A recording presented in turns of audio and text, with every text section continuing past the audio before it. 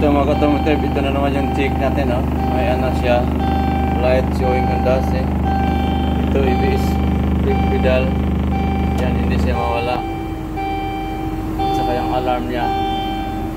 So yan ang ano natin, i-check natin ngayon. Scan niya ito na ano. So yan, oh. Clicks D3 yan, sa taas. Checking, click, checking. Kanang click, checking mo na i-click niyo.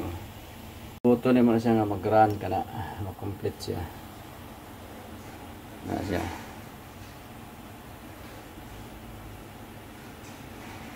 Ano, scan tayo mga automotive yan. So ito yung fault, brake pressure circuit Pro L3. Yan ang mga code na lumabas. Ito mga automotive, tanggalan naman tayo ng ano, wheel cylinder, see? Ibang style naman itong wheel cylinder na to. Yan. So ito, binaklas natin yan. Okay. Dito na naman. Ano yan, titirahin natin. Yan.